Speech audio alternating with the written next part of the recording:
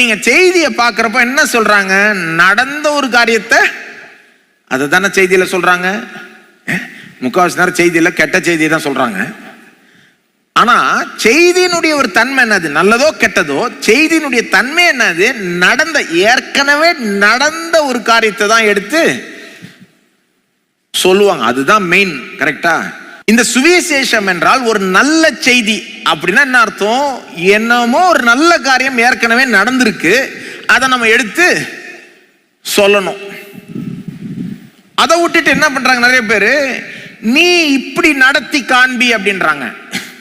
என்ன நடந்ததுன்னு நல்ல நடந்த ஒரு காரியத்தை எடுத்து சொல்றதை விட்டுட்டு நீ பரிசுத்தமா வாழு, நீ மனம் திரும்பினியா, நீ உபவாசம் இருந்தியா, நீ இதை பண்ணியா, நீ அதை பண்ணியா அப்படின்னு சொல்றவங்க இந்த சுவிசேஷத்தினுடைய மையத்தையே சில நேரம் கவனிக்காம விட்டுறாங்க. இது ஏற்கனவே நடந்த ஒரு நல்ல காரியத்தை குறித்த ஒரு செய்தி, அறிவிப்பு. என்ன நல்ல காரியம்? தேவன் பூமிக்கு வந்தார், அவருடைய பேர் இயேசு. அவர் நமக்காக வாழ்ந்தார், நமக்காக பாடுபட்டு மரித்தார், உயிரோட எழும்பினார். இன்றைக்கு நமக்கு ரட்சிப்பையும் மன்னிப்பையும் ஆசீர்வாதத்தையும் இலவசமாய் அருளுகிறார். இதுதான் நாங்க சுவிசேஷம். சும்மா சாராம்சமா சொன்னேன் நான். அதுதான் சுவிசேஷம். என்ன எழுதிக்கோங்க, தேவன் நமக்காக கிறிஸ்துவில் என்ன செய்தார். சுவிசேஷத்தினுடைய மையம் அதுதான். தேவன் நமக்காக கிறிஸ்துவின் மூலமா என்னத்தை செய்தார் ஒழிய நாம அவருக்காக என்ன செய்யணும்ன்றது சுவிசேஷத்துக்கு நாம கொடுக்கிற ரெஸ்பான்ஸே ஒழிய சுவிசேஷத்தினுடைய மையம் அது கிடையாது. இந்த அடிப்படை வித்தியாசத்தை புரிஞ்சுக்காதனால சில நேரம் அவங்க பிரசங்கத்தினுடைய ஃபோக்கஸ் எல்லாம் எப்படி இருக்கு? நீ வாழ்ந்தியா, நீ கரெக்டா இருந்தியா, நீ இருக்க வேண்டிய விதத்தில் இருந்தியா, செய்ய வேண்டியதெல்லாம் செஞ்சிட்டியா, நீ போய் செய்கின்ற நற்செய்தி கிடையாது. தேவன் உனக்காக என்ன செய்திருக்கிறார் என்பதை பார். அதுதான் நற்செய்தி. தேவன் என்ன செஞ்சிருக்கிறார் அதை தான் மெயினா சொல்லணும். அதுதான் ஃபர்ஸ்ட் சொல்லணும். பாருங்க, அந்த செய்தின்ற கான்செப்டே போயிடுதாங்க ஒட்டு மொத்தமா. அப்புறம் நல்ல செய்தியும் கிடையாது. தங்க வழியில போயிட்டு இருக்கிற ஜனங்க நல்ல செய்தியை கேட்கிறப்போ தேவன் எனக்கு இவ்வளவு செஞ்சிருக்காரா, அப்ப நான் அவரை நம்புறேன் அப்படின்ட்டு அவரை விசுவாசித்து அவர் சொல்றத சரி, அதெல்லாம் ரெஸ்பான்ஸ். அதெல்லாம் ரெஸ்பான்ஸ். அவர் செய்தார் அப்படின்றத கேள்விப்படும் போது நாம எப்படி ரெஸ்பாண்ட் பண்ணணும்? மனம் திரும்பணும், நம்ம போற பாதையை மாத்திக்கணும், தேவனை நோக்கி நடக்கணும், அவரை விசுவாசிக்கணும், அவர் சொல்றதை செய்யணும். அது நம்ம ரெஸ்பான்ஸ். அது ரெண்டாவது தான். அது சுவிசேஷத்தினுடைய மையம் கிடையாது. ஈவன் விசுவாசம் கூட சுவிசேஷத்தினுடைய மையம் கிடையாது. தேவன் கிறிஸ்து மூலமா நமக்கு என்ன செய்திருக்கிறார், அதனுடைய மையம் என்னது? அப்ப இயேசு கிறிஸ்து தான். அவர் யார்? அவர் தேவனாகவே இருக்கிறார், அவர் மனுஷனாகவும் இருக்கிறார். பிறந்து ஒரு மனுஷனா வளர்ந்து நமக்காக பெர்ஃபெக்டா வாழ்றார், பாடுபட்டு சிலுவையில மரிக்கிறார், உயிரோடு எழும்புகிறார். அவர் சிலுவையில நம்முடைய பாவத்தை சுமந்ததுனால, சாபத்தை சுமந்ததுனால, அவர் உயிரோடு எழும்புனதுனால இன்றைக்கு அவருடைய நாமத்தில் ரட்சிப்பு உண்டு. அதுதான் சுவிசேஷம். அவருடைய நாமத்தில் ஆசீர்வாதம் உண்டு, மன்னிப்பு உண்டு. அதுதான் சுவிசேஷம். தேவன் என்ன செஞ்சாருன்றத பெருசா ஃபோக்கஸ் பண்ணாம நாம் என்ன செய்யணும்ன்றத ஃபர்ஸ்ட் பேசி, அதிகமா பேசினா அப்ப அங்க நல்ல செய்தியே இல்லை. உலகம் எங்க போய் பிரசவம் பண்ணா கூட என்ன பிரயோஜனம்? அதான் இயேசு பரிசேயர்கள்ட்ட சொன்னாரு, நீ போய் மற்றவனையும் சும்மா இல்லாம அவனுக்கும் உன் போதனையை கொடுத்து அவனையும் கெடுத்துட்டு வர நீ என்றாரு. 7 கடல் கடந்து போய் இன்னொருத்தனை கெடுத்துட்டு வரேன்னாரு. அந்த மாதிரியும் செய்ய வாய்ப்பு இருக்கு. பாருங்க, சுவிசேஷம்னா என்னன்னே புரிஞ்சுக்கலன்னா ஒட்டுமொத்தமா நம்ம ஜனங்களை தப்பா நடத்துறதுக்கு வாய்ப்பு இருக்கு. பிரசங்கியார்கள் புரிஞ்சுக்கணும், ஜனங்களும் புரிஞ்சுக்கணும். சில நேரம் எப்படி சுவிசேஷத்தை பிரசங்கம் பண்ணிடுறாங்க சில இடங்கள்ல. இப்போ நீ மனம் திரும்பணும் அப்படின்ட்டு என்ன பண்ணுவாங்க, உன் பாவத்தெல்லாம் விடணும், நீன்னு உன் பாவத்தெல்லாம் விட்டு விட்டு பரிசுத்தமா வாழணும், அப்ப தேவன் உன்னை ரட்சிப்பார். தப்பு. அவனால அதுதானே பண்ண முடியல. பாவத்தெல்லாம் விட்டு பரிசுத்தமா வாழ முடியாதனால தானே இயேசு அவனுக்காக வாழ்ந்து பாடுபட்டு மரிச்சு பாவத்தை சுமந்து உயிரோட எழும்பி பாவத்தை மன்னிக்கிறார். நீ பாவத்தெல்லாம் விட்டு விட்டு பரிசுத்தமா வாழு, அப்ப நான் உன்னை மன்னிக்கிறேன் நான் சொல்றாரு. முதல்ல மன்னிச்சிடுறார், அப்புறம் என்னது, இனி பாவம் செய்யாதன்றார். அதுதானே இயேசுனுடைய அப்ரோச். விபச்சாரத்துல மாட்டிக்கொண்ட அந்த ஸ்திரீ கிட்ட என்ன சொல்றாரு? வேற யாரும் கல் எறியலையா? வேற யாரும் உன்னை ஆக்கினைக்குள்ளாக தீர்க்கலையா? நானும் உன்னை ஆக்கினைக்குள்ளாக தீர்க்கல, நான் உன்னை மன்னிக்கிறேன், இனி போ, பாவம் செய்யாத. தேவனுடைய அப்ரோச் என்னன்னா ஃபர்ஸ்டே மன்னிச்சிடுறாரு. பார்க்கலாம், ப்ரொபேஷன் பீரியட்ல உன்னை போடுறேன், வேலைக்கு போய் சேர்ந்தீங்கன்னா உங்களை ப்ரொபேஷன்ல போடுவாங்க, 3 மாசம் செய் பார்க்கலாம், எப்படி செய்யறேன்னு பார்க்கலாம், அப்போதான் உனக்கு ஃபுல்லா வேலையை நாங்க தருவோம். அப்போ அந்த 3 மாசம் வந்து நம்ம பயத்தோட நடுக்கத்தோட செய்வோம் இல்லையா? ஸோ இந்த மாதிரி உலக ஒரு புத்தி இருக்கிறதுனால தான் என்ன பண்றாங்க, சுவிசேஷத்துக்கு இதை எடுத்து அப்ளை பண்ணிடுறாங்க. ஓ, கடவுளும் அப்படிதான் போல இருக்கு, நம்மள போல ரொம்ப புத்திசாலி அவரு. இப்போ வேலைக்கு எடுத்தா நம்ம டைரக்டா எடுத்துருமா, ஒரு ஆளை ஒரு ப்ரொபேஷன்ல போட்டு தானே எடுப்போம். அப்போ அதே மாதிரி ஜனங்கள்கிட்ட சொல்றது, இயேசுவை பற்றி சொல்லிட்டு இப்ப நீ என்ன பண்ற, உன் பாவத்தெல்லாம் விட்டுட்டு 3 மாசம் கரெக்டா வாழ்ற, உபவாசம் இருக்கிற, கரெக்டா உன்னை ப்ரூவ் பண்ணி காமி, அப்புறம் வா பார்க்கலாம், ஞானஸ்தானம் கொடுக்கலாம். இப்படியா பைபிள் போதிக்குது? சுவிசேஷனா என்னன்னு புரியல, இதுக்கு எப்படி ரெஸ்பாண்ட் பண்றது, இதுல என்ன முக்கியம், தேவன் நம்மகிட்ட இருந்து என்ன எதிர்பார்க்கிறார்ன்றத புரிஞ்சுக்காம என்னத்தை பேசுறது? வேதம் என்ன சொல்லுது? மனம் திரும்பி சுவிசேஷத்தை விசுவாசியுங்கள். மனம் திரும்புதல்னா என்னது? பாவத்தெல்லாம் விட்டு விட்டு பரிசுத்தமா வாழ்ந்து தன்னையே ப்ரூவ் பண்ணி காமிக்கிறதா மனம் திரும்புதல்? கிடையாது. பைபிள்ல மனம் திரும்புதலுக்கான வார்த்தைக்கான அர்த்தத்தை பாருங்க. சேஞ்ச் ஆஃப் மைண்ட், மனதை திருப்புவது. மனதுல ஒரு மாற்றம், வாழ்க்கையில மாற்றம் வர வரைக்கும் நீ வாழ்க்கையில மாறிட்டு வந்தாதான் உன்னை ஏற்றுக்கொள்ளன்னு சொல்ல, மனதுல மாற்றம் வரட்டும்ன்றாரு. உன் மனசை மாத்திக்கோ, உன் வழிதான் கரெக்ட் வழின்னு நினைச்சு வாழ்ந்துகிட்டு இருந்த, இப்போ ஏன் சுவிசேஷத்தை கேட்டுட்ட, இயேசு கிறிஸ்து சுவிசேஷத்தை கேட்ட பிறகு மனசை அதுக்கு லைன் அப் பண்ணிக்கோ, இதுதான் கரெக்ட். இந்த காரியத்தை நம்பு, மனம் திரும்பி விசுவாசி. உன் வாழ்க்கையை, உன் இதயத்தை ஒருத்தர் கையில கொடு, இந்த இயேசுன்ற ஒரு கையில கொடு. அவர் உனக்காக உயிரை கொடுத்தார், அவர் தான் இன்னைக்கு ஆண்டவரா இருக்கிறார், உயிரோடு இருக்கிறார். நீ தைரியமா அவர்கிட்ட உன் வாழ்க்கையை ஒப்பட, அவரே ஆண்டவர் என்று அறிக்கையிடு. இருதயத்துல விசுவாசி, வாயினால் இயேசுவே கர்த்தர் என்று அறிக்கையிடு. அவ்வளவுதான், முடிஞ்சது. தேவன் அவ்வளவுதான் எதிர்பார்க்கிறாரு. மனசை மாத்திக்கோ, இனி என்ன பின்பற்றுவேன், மனசை மாத்திக்கோ, உன் வாழ்க்கையை என் கையில ஒப்படை, நான் தான் உனக்கு ஆண்டவர் அறிக்கையிடு, ஏற்றுக்கொள். அவ்வளவுதான் எதிர்பார்க்கிறாரு.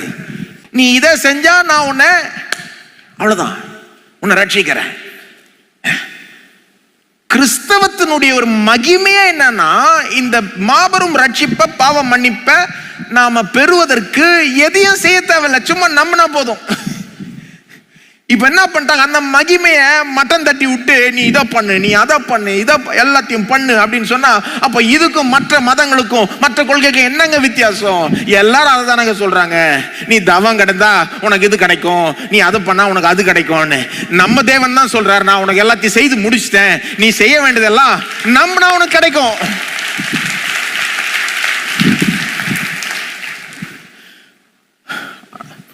பாருங்க, அதை நீங்க புரிஞ்சுக்கிறீங்க, அதனால தான் நீங்க கை தட்டுறீங்க. எல்லா சபைகளையும் இந்த மாதிரி கை தட்டுவாங்களான்னு எனக்கு தெரியலங்க. நம்ம ஜெபிக்க வேண்டும், மற்ற சபைகளுக்காக ஜெபிக்க வேண்டும், உலக அளவில் இருக்கிற சபைகளுக்காக ஜெபிக்க வேண்டும், நம்ம நாட்டில் இருக்கிற சபைகளுக்காக ஜெபிக்க வேண்டும். இந்த சத்தியத்தை குறித்த அறிவு ஜனங்களுக்கு போய் சேரணும். இந்த மாதிரி போட்டு குழப்பிடுறது, சுவிசேஷனா என்னன்னே, தேவன் என்ன செஞ்சார் அதை பெருசா பேசாம கடைசியில் நாம செய்யணும்ன்றதுலயும் வந்து இது அதுன்னு தேவன் நம்மகிட்ட இருந்து எதிர்பார்க்காததெல்லாம் போச்சு. பாவத்தை விட்டு விட்டு பரிசுமா வாழணுமா? ஆமா, நிச்சயமா. இனி பாவம் செய்யாதே. ஆனா அப்படி வாழ்ந்தாதான் ஏற்றுக்கொள்வாரா? தவறு. அவர் ஏற்றுக்கொள்றார், சொல்றாரு இப்போ பாவம் செய்யாத. சில நேரம் என்ன பண்ணுவாங்க, கிறிஸ்தவர்கள் இந்த விசுவாசத்துக்கு முக்கியத்துவம் கொடுக்காம ஞானஸ்தானத்துக்கு முக்கியத்துவம் கொடுத்துட்டு இருப்பாங்க. ஞானஸ்தானம் எடுத்துட்டியா, ஞானஸ்தானம் எடுத்தா பரலோகம் கேரண்டின்ற மாதிரி. எதுங்க இன்னும் முக்கியம் பாருங்க? ஞானஸ்தானமும் முக்கியங்க, ஞானஸ்தானம் முக்கியம் இல்லைன்னு சொல்லல நான். பாருங்க, ஞானஸ்தானத்துல பல குழப்பங்கள் இருக்கு பலர்கிட்ட. சிலர் எப்படி ஒரு எக்ஸ்ட்ரீம்ல இருக்காங்கன்னா, ஞானஸ்தானம் தான் எல்லாம், ஞானஸ்தானம் தான் நம்மளை ரட்சிக்குது, ஞானஸ்தானம் தான் பரலோகத்துக்கு கொண்டு போகுது, அதனால ஞானஸ்தானம் கொடுத்துடலாம், அவ்வளவுதான், முடிஞ்சுதா, குழந்தையா இருக்க போய் கொடுத்தாச்சு, இப்ப பரலோகம் கேரண்டி, என்ன வேணா செஞ்சுக்கிட்டு அவன் போ. அப்படியே பைபிள் போதிக்குது? ஞானஸ்தானம் தான் ஒருத்தரை ரட்சிக்குதா? ஞானஸ்தானம் தான் நம்முடைய ரட்சகரா? ஒருத்தர் சிலர் வந்து சில கிறிஸ்தவங்களே இந்த எக்ஸ்ட்ரீம்ல இருக்கிறாங்க. சில பாரம்பரிய கிறிஸ்தவங்கலாம் பார்த்தீங்கன்னா ஞானஸ்தானத்து மேல அவ்வளோ ஒரு நம்பிக்கை, அதுதான் ரட்சிக்கிறதுன்ற அளவுக்கு நம்புறாங்க. இன்னொரு எக்ஸ்ட்ரீம்ல சில கிறிஸ்தவங்க எப்படி இருக்கிறாங்க, ஞானஸ்தானமே முக்கியமே கிடையாதுன்னு இருக்காங்க. ரெண்டுமே தவறு. விசுவாசம் உள்ளவனாகி ஞானஸ்நானம் பெற்றவன் ரட்சிக்கப்படுவான். இந்த வசனத்தை பார்த்துட்டே சொல்லுவாங்க, பாத்தீங்களா பாத்தீங்களா பாத்தீங்களா, ஞானஸ்நானம் பெற்றவன் ரட்சிக்கப்படுவாங்க. நான் சொல்லுவேன், அங்க கரெக்டா பாருங்க, விசுவாசம் உள்ளவனாகி ஞானஸ்நானம் பெற்றவன் ரட்சிக்கப்படுவான், விசுவாசியாதவனோ ஆக்கினைக்குள்ளாக தீர்க்கப்படுவான். இந்த வசனத்துல ரட்சிப்புக்கு நம்பர் 1 முக்கிய காரியம் என்னது? விசுவாசம். ஆக்சுவலா யார் நம்முடைய ரட்சகர்? இயேசு தான் நம்முடைய ரட்சகர். யார் நமக்கு ரட்சிப்பை கொடுக்கிறது? இயேசு. ஞானஸ்தானம் கிடையாது, இயேசு தான் ரட்சகர். ஞானஸ்தானம் நமக்கு ரட்சிப்பை கொண்டு வருவது கிடையாது, இயேசு தான் நமக்கு ரட்சிப்பை கொடுக்கிறார். அந்த ரட்சிப்பை நாம எப்படி பெறுகிறோம்? விசுவாசத்தினால்.